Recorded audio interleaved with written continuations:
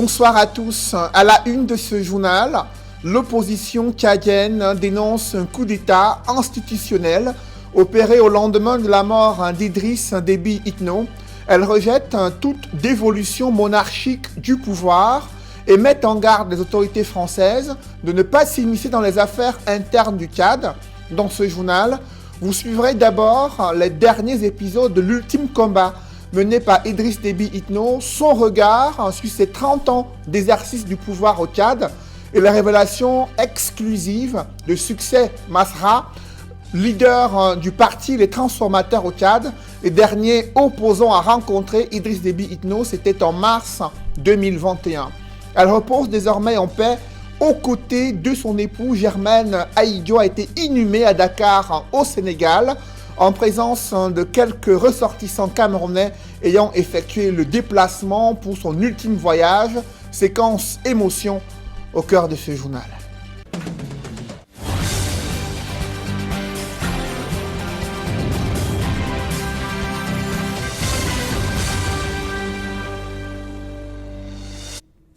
Merci de suivre cette édition complète de l'information sur Equinox Télévision. Les derniers épisodes de l'ultime combat mené par Idriss Déby Itno suscitent un vif intérêt au sein de l'opinion publique internationale. Lui qui s'était rendu au front de guerre contre des colonnes de rebelles au nord du Tchad, espérant venir à bout comme à l'accoutumée durant ses descentes et son soutien apporté à l'armée tchadienne, les choses ne se sont pas passées comme d'habitude. Le récit de ces derniers moments, c'est avec Jean-Paul Chouniat. La certitude inébranlable de ces dernières heures dans l'actualité sociopolitique au Tchad, c'est la mort du chef de l'État Idriss Déby Itno. Idriss Déby Itno vient de donner son dernier souffle en défendant l'intégrité territoriale sur le champ de bataille. Mais les circonstances de sa disparition ne font pas l'unanimité au sein de l'opinion nationale tchadienne et à l'international. D'après la version officielle du porte-parole de l'armée tchadienne à la télévision nationale, le maréchal président Idriss Déby Itno a succombé à ses blessures subies par balle au champ de guerre contre une colonne de rebelles du Front pour l'alternance et la concorde au Tchad, venue de la Libye voisine. C'est avec une profonde amertume que nous annonçons au peuple tchadien le décès ce mardi 20 avril 2021 du maréchal du Tchad, Idriss Déby Itno, des suites de ses blessures au front. Ce douloureux événement intervient le jour de la proclamation des résultats provisoires de la CENI qui plébiscite le maréchal du Tchad à la magistrature suprême au premier tour de l'élection présidentielle. Des observateurs avertis de la scène politique tchadienne soupçonnent le camp présidentiel d'avoir exécuté Idriss Déby Itno. D'aucuns ont qualifié sans détour de coup d'État masqué cette élimination brutale du chef suprême de l'armée tchadienne. Des prises de position de certaines puissances étrangères renforcent davantage la thèse d'un assassinat avec la mise sur pied à la va-vite d'un conseil militaire de transition aux ordres du général de corps d'armée Mahamad Idriss Déby, le fils du défunt président qui a aussitôt suspendu la Constitution et toutes les institutions de la République. Réélu pour la énième fois à la tête du Tchad, le régime trentenaire de Idriss Déby Itno a subi sa première offensive au nord du pays, le 11 avril 2021, jour même de l'élection présidentielle. Les forces loyalistes dans leur riposte annonçaient avoir neutralisé les rebelles et détruit un important arsenal militaire. Le maréchal Idriss Déby Itno aurait-il brigué un mandat de trop qu'il a finalement emporté à la grande satisfaction de son propre camp? Le flou et le doute persistent toujours sur les circonstances exactes de la mort du président Idriss Déby Itno, maréchal du Tchad. Il y a 8 mois, il venait d'être consacré maréchal du Tchad. Idriss Déby Itno accordait alors une interview au journaliste Alain Foka. Durant l'entretien, il a fait le bilan de ses 30 ans d'exercice du pouvoir. Pour Idriss Déby Itno, il est une figure politique ayant contribué à la stabilité du Tchad. Il a reconnu de nombreuses de nombreux facteurs ayant favorisé les tentatives de coup d'État et les rébellions dans plusieurs localités de son pays. Il se montrait plutôt optimiste, présentant sa philosophie et sa politique économique. Morceau choisi d'une dernière interview du président Idriss Déby Itno, c'est avec Sylvestre Hippolyte Zangaou. Tout juste consacré maréchal, Idriss Déby Itno se confie à Alain Foka. Parmi les sujets abordés dans cet entretien avec le journaliste figure la situation politique au Tchad depuis la cession du pays à l'indépendance. 5 années après son indépendance, nous avons connu ce qu'on appelait en son temps, ou ce qu'on appelle aujourd'hui, la révolte des paysans, et qui a été à l'origine le départ en fait de la suite, tout ce que nous avions connu dans ce pays. Beaucoup d'années de guerre, le pays occupé par le Nord, une partie par la Libye, la naissance de multitudes de rébellions dans le pays, pour ne pas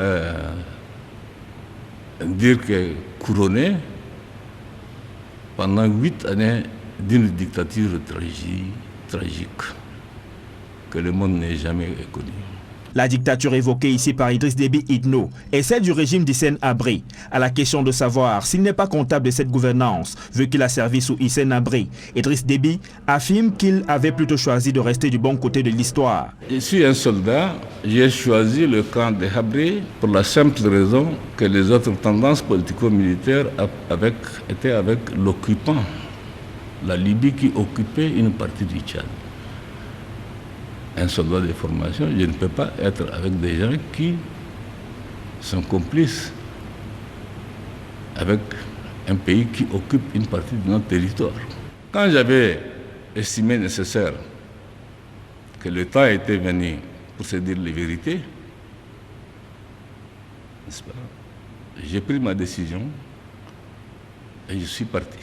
Idriss Déby renverse Hissène Habré et prend la règne du pouvoir. Il les tiendra durant une trentaine d'années. Pas très prolixe sur son bilan, Idriss Déby confie à Alain Foka que les Tchadiens et l'histoire le jugeront. Mais en ce qui concerne l'économie du Tchad, le président affirme que le défi de sa stabilisation est important à cause des conflits à répétition dans le pays. Il appartient aux Tchadiens, aux historiens, en fait, disons, de faire la part de la chose. J'ai été au moins du bon côté. Je n'ai pas flirté avec l'occupant. Si j'ai estimé nécessaire en 1993 de tenir la conférence nationale souveraine, ce n'est pas quelqu'un qui m'a imposé. Je vais vous dire maintenant une chose. Mitterrand m'a dit, c'est pas correct de faire une conférence nationale souveraine au Tchad, vous allez vous battre dans la salle. En présence du président fait bongo. Ah bon? Oui. J'ai dit, je le ferai. Ils m'ont dit, je ne te conseille pas. J'ai dit, je le ferai. La mise en marche de notre économie qui s'adosse sur un plan ambitieux que nous avons mis en place à partir de 1999, parce qu'il faut dire que 75% des ressources du pétrole ont été injectées dans l'économie du pays. Je disais souvent aux Tchadiens, attention, le pétrole est une denrée tarissable. Ne comptez pas sur le pétrole. Ne comptez pas sur le pétrole. Ne comptez pas sur le pétrole. J'avais dit ça plusieurs fois au Tchad. Et je pense que l'histoire nous a rattrapés. L'histoire nous a rattrapés. En moins d'une semaine, on a passé le baril à $110, de $110 à $30. En une semaine. C'est un choc terrible. Mais nous avons tenu. Sur la modification de la Constitution, notamment la possibilité pour le président de la République d'être élu autant de fois et l'âge pour être candidat à l'élection présidentielle ramené de 40 à 45 ans. Idriss Déby affirmait qu'il n'en était pas responsable et que c'est l'Assemblée nationale qui en a décidé ainsi. Au lendemain du décès d'Idriss Déby Itno, comment réagit la communauté internationale? La France prend acte de la mise en place d'un conseil militaire de transition et propose que ce conseil assure une transition pour que les civils reprennent le pouvoir, alors que les États-Unis insistent le retour de l'ordre constitutionnelle au Tchad. Les réactions de la classe politique internationale et des pays partenaires du Tchad, c'est avec Gladys Sidi. Un allié, un ami courageux, un soldat, un président qui a œuvré sans relâche pour la sécurité du pays et la stabilité de la région durant 3 décennies. C'est l'hommage de la France à Idriss Déby Itno. L'Élysée a aussi exprimé son ferme attachement à la stabilité et à l'intégrité territoriale du Tchad et d'y prendre acte de l'annonce par les autorités tchadiennes de la mise en place d'un conseil militaire de transition. Toutefois, la France souligne l'importance que la transition se déroule dans des conditions pacifiques, dans un esprit de dialogue avec tous les acteurs politiques et la société civile, en vue de permettre le retour rapide à une gouvernance inclusive s'appuyant sur les institutions civiles. Si la France, dans sa sortie, semble adouber la transition militaire actuelle au Tchad, les États-Unis de leur côté sont pour une passation de pouvoir dans la paix et conformément à la constitution tchadienne. Le département d'État a condamné les récentes violences et pertes de vie au Tchad et dit être solidaire du peuple tchadien en cette période difficile. De nombreux chefs d'État à travers le monde ont rendu hommage au président tchadien et présenté leurs condoléances à sa famille. Roch-Marc Christian Kaboré du Burkina Faso a salué la mémoire d'un grand panafricaniste, d'un frère engagé avec conviction et détermination dans la lutte contre le terrorisme dans le bassin du lac Tchad et au Sahel. Au Cameroun, le président Paul Biya a déploré une immense perte pour le Tchad, l'Afrique centrale et le continent qui l'aura servi sans relâche. Le président du Cameroun a par ailleurs adressé ses condoléances au Conseil militaire de transition. Le président nigérien Mohamed Bazoum a quant à lui présenté ses condoléances attristées à sa famille et au peuple tchadien. Mamadou Issoufou, l'ancien président du Niger, dit avoir appris avec émotion la disparition brutale du président Idriss Déby. Alassane Dramane Ouattara salue la mémoire d'un grand homme courageux et engagé pour la paix au Sahel. L'Union africaine dit être solidaire du gouvernement et du peuple de la République du Tchad en cette période difficile et se joint à eux pour pleurer la perte d'un champion des efforts de l'Afrique pour offrir un continent pacifique sûr et durable. Le président gabonais Ali Bongo a salué Idriss Déby, le combattant, et adressé ses condoléances au peuple tchadien.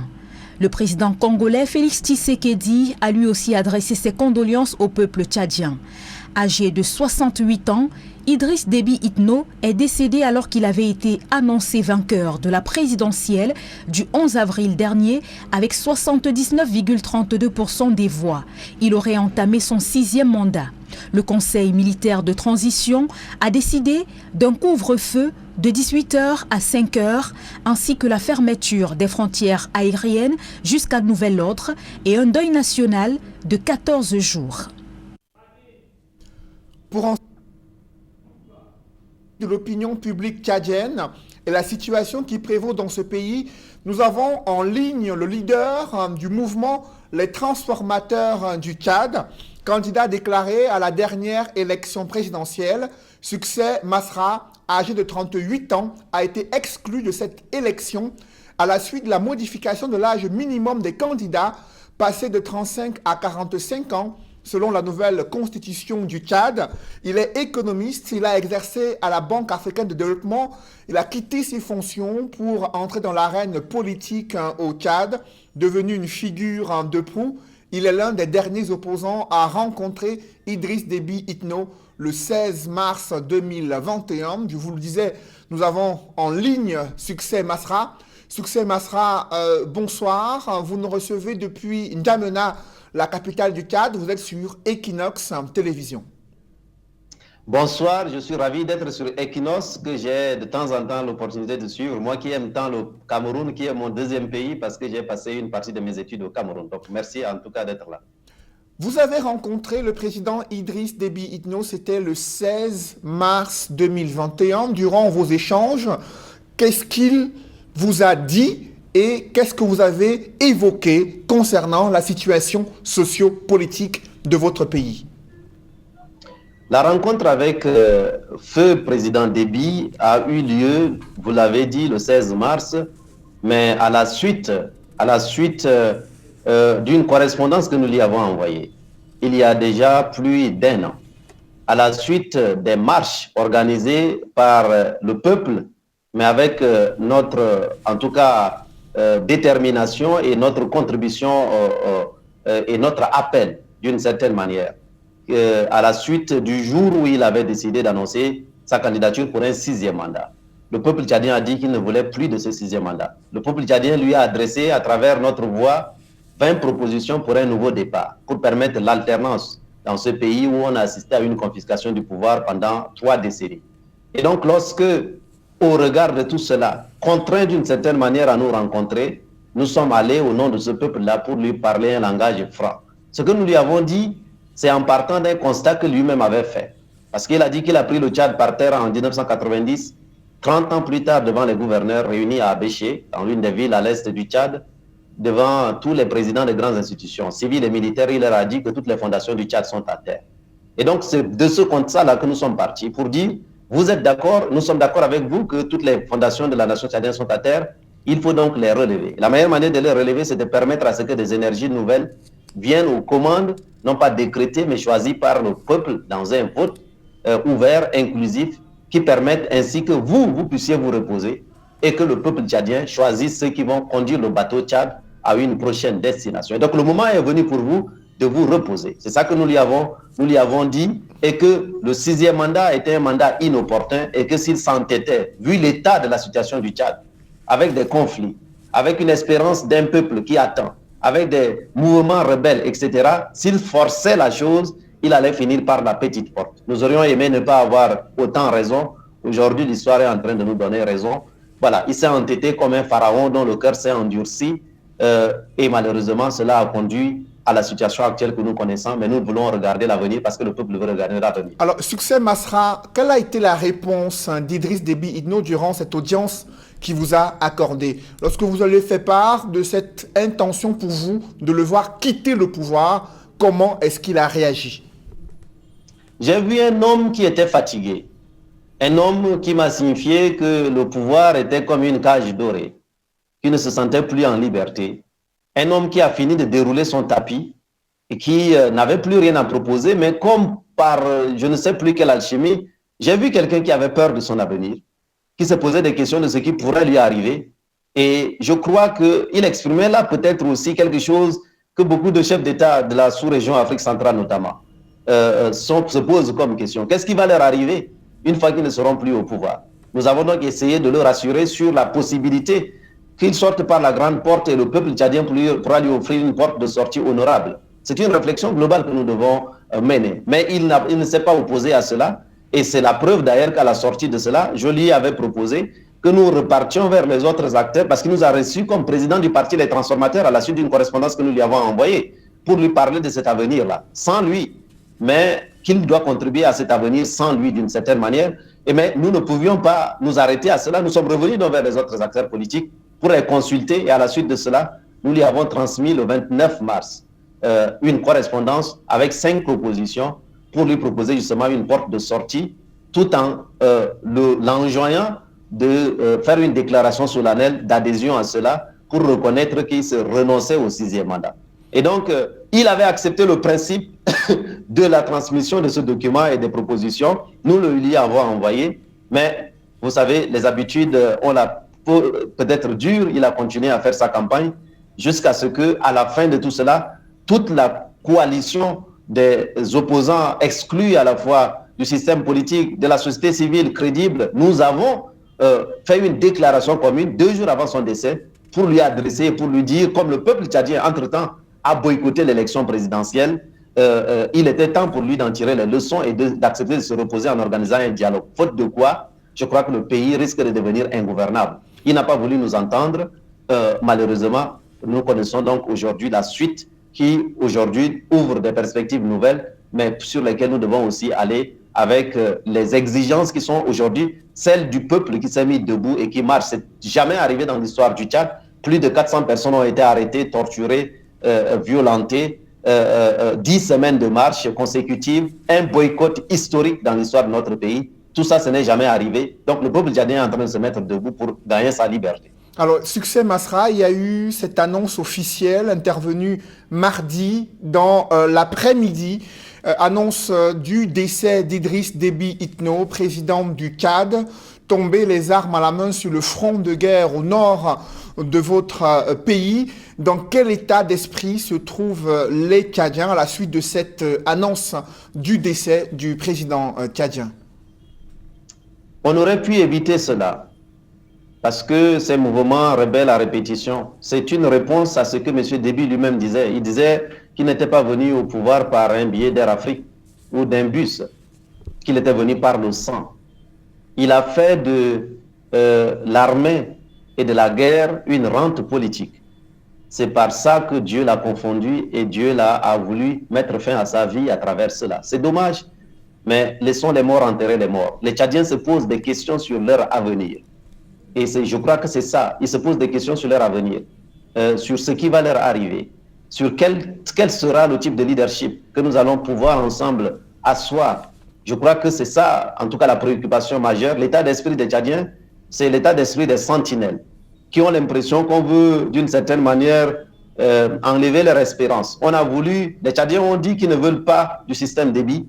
Le système Déby ne se résume pas à M. Déby. M. Déby, c'était le chef du système Déby.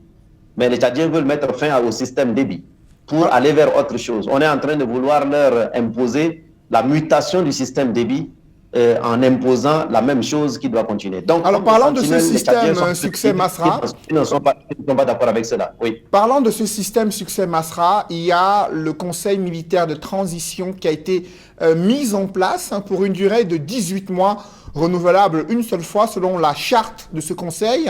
Également, c'est son fils, le fils du défunt président Idriss Déby Itno, le général Mahamat Déby Itno, qui prend la tête de ce conseil militaire de transition. Que pensez-vous de la démarche menée par ces officiels de l'armée tchadienne? C'est un coup d'État. Et comme c'est un coup d'État, est-ce qu'on est en train de dire qu'il n'y a pas de problème dans cette sous-région Afrique centrale, dans cette Afrique, si on organise un coup d'État? C'est un coup d'État dans la mesure où la constitution actuelle ne prévoit pas que ce soit l'armée qui prenne le pouvoir, dans les circonstances que nous connaissons là. Oui, cette constitution a ses limites, nous aurons l'occasion de revenir là-dessus, mais il faut partir déjà du minimum. Et constatant les limites, justement, un dialogue va nous permettre d'y ajouter ce qui manque, dans une intelligence collective, en réunissant tous les Tchadiens autour de la table de la discussion. Là est le chemin de l'avenir. Les Tchadiens ne veulent pas d'une transmission dynastique du pouvoir, même pas pour une minute, même pas pour une journée. Mais là, nous assistons à un double péché. Le premier, c'est déjà de violer la Constitution. Et le deuxième, c'est de remplacer le père par le fils. Quelle est la légitimité que M. Déby, fils, on est en train de remplacer le père, ça devient quoi? Au nom du père, du fils et sans le peuple, d'une certaine manière. Cela ne nous amènera évidemment nulle part. Ça, les Tchadiens n'en veulent pas. Donc, cette violation de la Constitution est inacceptable. Et cette transmission dynastique qu'on est en train de vouloir, à travers ça, créer un précédent. Demain, M. Biya va mettre Franck là-bas. Ensuite, Théodorine va être mis à l'autre, en Guinée équatoriale. Et ensuite, on va mettre Denis Christel et on va mettre qui est encore au Gabon, le fils de l'autre. Donc, est-ce que c'est ça que nous voulons dans cette Afrique centrale? Nous aurons l'occasion de peut-être de revenir là-dessus. Mais du coup, les Tchadiens, ce qu'ils veulent, c'est une transition par des Tchadiens, par des civils tchadiens, à l'issue d'un dialogue, et le rôle de l'armée, qui a d'ailleurs beaucoup de choses à faire et qui ne doit pas être embrouillé par les paiements des salaires, embrouillé par l'électricité, embrouillé par... Non, l'armée a du travail à faire sur le terrorisme, sur la sécurité des Tchadiens. Et donc, l'armée doit être au-dessus de tout cela, de la mêlée, être comme une sorte un peu de sentinelle qui doit observer. Monsieur Déby, fils, qui est en réalité plus jeune que nous a dépêché un émissaire, nous lui avons dit cela. Vous allez lui dire. Alors, vous parlez, je vous en prie, et ces Succès Masra, doivent être décidés à l'issue d'un dialogue auquel tous les Tchadiens doivent prendre part. Là est le chemin de l'avenir. Et tous ceux qui veulent continuer le système Déby vont finir par la petite porte, comme le père l'a été. Et j'espère que le fils et tous ceux qui l'entourent ne vont pas être des sans-esprits qui voudraient accompagner un système pareil qui va aller vraiment vers l'impasse politique. Alors, Succès Masra, vous venez de déclarer que le général Mahamat Déby, président du Conseil militaire de transition, a envoyé un émissaire vous rencontrer. Quel était l'objectif, le message de cet émissaire et comment avez-vous réagi pour que l'opinion publique camerounaise, de la communauté de la CEMAC et internationale qui vous suivent sur Equinox puisse être mieux édifiée? Je lui ai dit ce que j'ai dit à son père. Voyez-vous, j'ai eu l'occasion d'aller le dire. Et donc, c'est que l'exclusion, l'injustice, la confiscation du pouvoir, qui devient une sorte de bundukrasi. Bunduk, chez nous ici, ça veut dire l'arme. La bundukrasi est différente de la démocratie. C'est le pouvoir des armes, d'une certaine manière. Ça nous conduira nulle part. Et que, en tant que, quelque part, petit frère, mais en tant que issu de la nouvelle génération, il ne faut pas qu'il s'embourbe dans ce qui est en train d'être fait là. L'essentiel, c'est les principes. Au-delà de qui va occuper quelle responsabilité, etc., c'est d'abord les principes.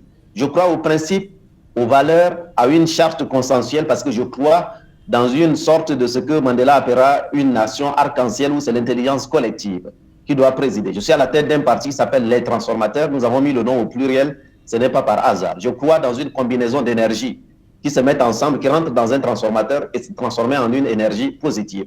C'est ça l'esprit qui nous guide. Donc, moi, je crois que le rôle de l'armée, c'est d'accompagner une dynamique civile à laquelle nous devons nous associer tous en nous asseyant à la table de la discussion. Donc, la première chose à faire, c'est ce dialogue que nous devons convoquer. Et ce qui avait été prévu dans la Constitution pour assurer l'intérim, il doit pouvoir convoquer ce dialogue pour que nous y ajoutons les intelligences pour définir la suite, quelle doit être la durée de la transition. Pourquoi 18 mois? Pourquoi pas 12 mois et 6 mois? Est-ce que quelqu'un peut justifier ça aujourd'hui? Et on met du renouvelable. Et bien, à la veille de la fin de la du premier renouvellement, donc après 3 ans, on peut créer une situation de crise et dire que voilà encore une situation exceptionnelle qui nécessite qu'on puisse proroger, non? Vous voyez, on a déjà été habitué à Tchad. Et les Tchadiens ont été habitués très souvent à la confiscation du pouvoir par l'armée. Durant les 61 années, on n'a jamais assisté à une alternance démocratique. C'est ça que nous avons dit à Déby fils, qu'il doit rentrer dans l'histoire en étant le tout premier à organiser. Il n'a pas voulu entendre, il a fini par la petite porte. Les Tchadiens ne veulent pas non plus d'une solution militarisée jusqu'au boutiste.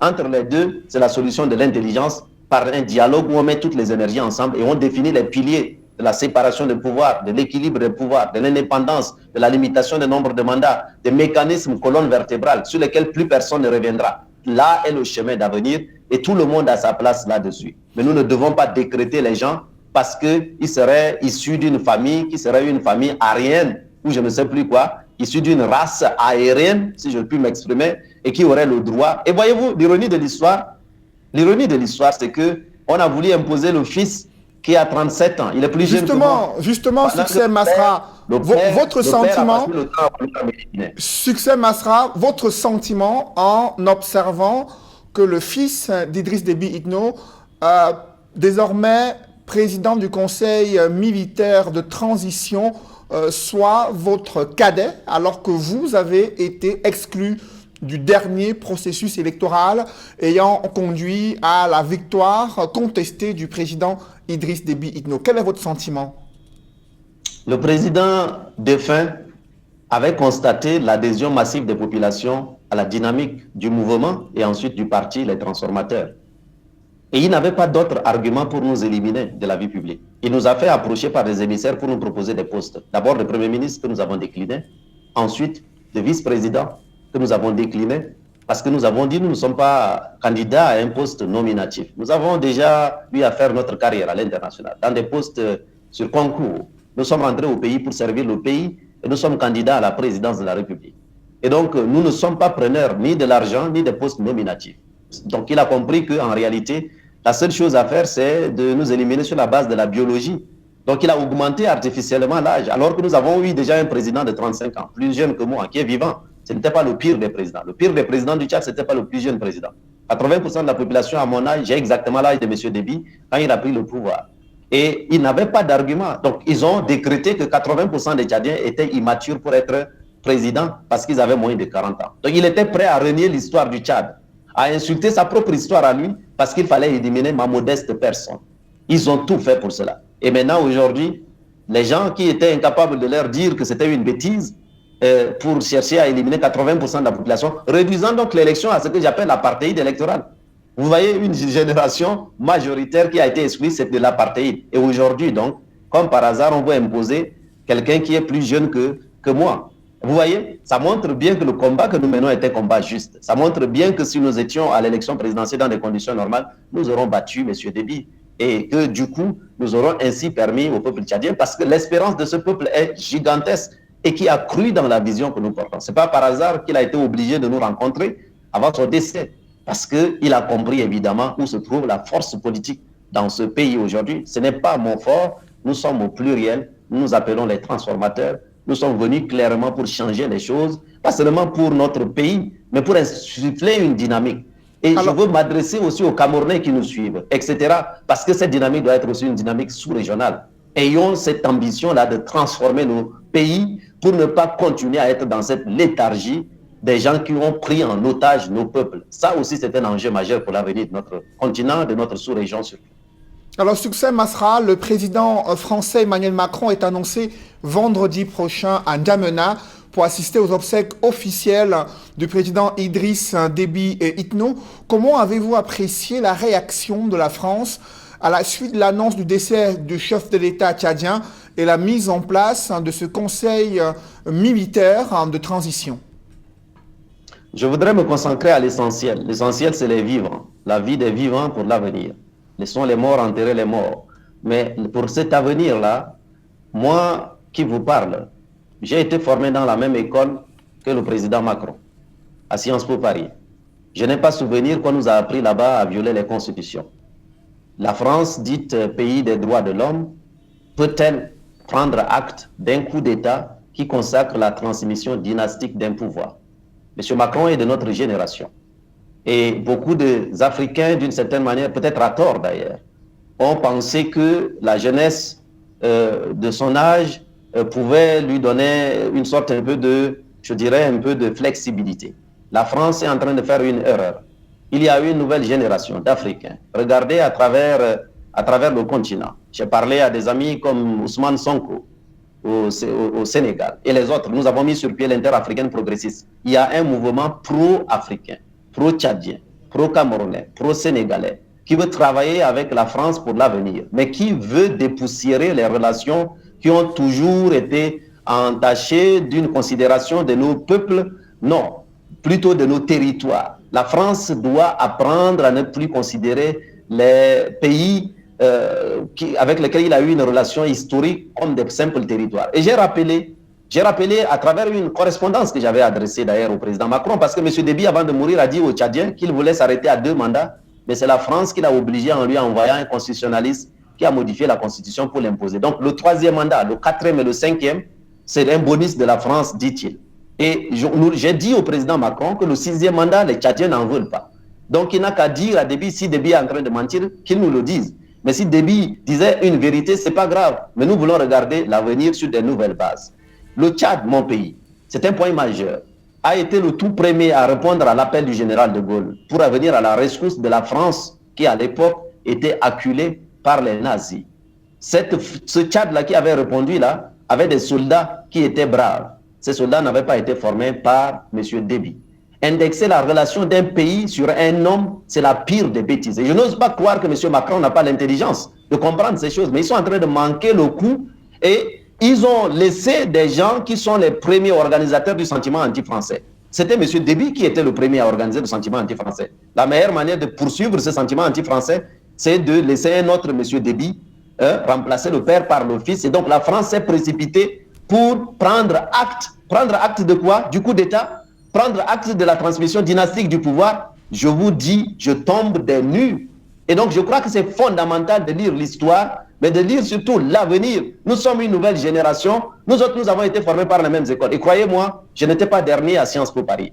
Voyez-vous? Et j'ai comme ça dans mon équipe des gens qui ont fait partout. Nous avons fait Harvard, Oxford, Sciences Po, le Polytechnique, Saint-Cyr, West Point, etc. Dans les mêmes meilleures écoles que eux. Et on vient nous dire dans notre pays, d'ailleurs, la France a été silencieuse lorsque j'ai été éliminé injustement. de la possibilité d'être candidat. Aujourd'hui, ils adoubent quelqu'un qui est plus jeune que moi d'une certaine manière. Et je crois qu'ils ont encore le temps de revenir en arrière. Vous savez pourquoi? Parce que même déjà entre hier et aujourd'hui, on a dit qu'on avait dissous le gouvernement. Aujourd'hui, on vient de dire qu'on a remis le gouvernement. J'espère que demain, on va dire qu'on a dissous le Conseil militaire de transition. C'est ça la voie de l'avenir. Donc, s'il veut venir aux obsèques entre deux larmes qui seront versées, je veux qu'ils se souviennent de cela. Je souhaite au nom de ce peuple tchadien-là qu'ils se souviennent de cela. Au nom de ces nouvelles générations qui ont été formées même dans les mêmes endroits que lui, qu'ils se souviennent de cela. Ce que nous sommes en train de dire, c'est la cristallisation de la colère. Je connais mon peuple et mon peuple est très en colère. Donc ceci est une dynamique qui est une dynamique sous-régionale, continentale, et la France doit plutôt avoir des amis qui sont des peuples. La France ne peut pas perdre un ami à travers M. Déby. La France doit se préoccuper de perdre un ami à travers le peuple tchadien. Là est l'enjeu pour l'avenir et c'est à l'aune de cela que nous allons en tout cas regarder et observer. Donc le Tchad est en train d'observer la France. C'est une dernière observation d'une certaine manière. C'est cette nouvelle génération abondante qui le fait, en tout cas. Merci pour cette réaction. Succès Masra, leader du mouvement des transformateurs du Tchad. Vous êtes l'un des derniers leaders politiques à rencontrer le président Idriss Déby Itno. C'était le 16 mars 2021. Réaction exclusive sur les antennes d'Equinox Télévision. À présent, les images de cette inhumation de Germaine Aïdio aux côtés de son défunt époux. D'abord, vous le voyez, le cortège funèbre à Dakar, la mobilisation de quelques ressortissants camerounais. Ils ont fait le déplacement pour l'accompagner à sa dernière demeure, des Camerounais résidant au Sénégal. Et à Dakar, la capitale sénégalaise, ils sont venus l'accompagner à sa dernière demeure et sa tombe située juste à côté de celle de son époux, le premier président de la République du Cameroun, Amadou Ahidjo. Vous le voyez comment des gens se mobilisent pour porter sa dépouille afin de procéder à l'inhumation. C'était cet après-midi à Dakar, au Sénégal, des Camerounais qui se sont réunis pour rendre un dernier hommage à Germaine Aïdio. La famille du premier président de la République du Cameroun a reçu les condoléances du président Paul Biya et son épouse. Nous y reviendrons.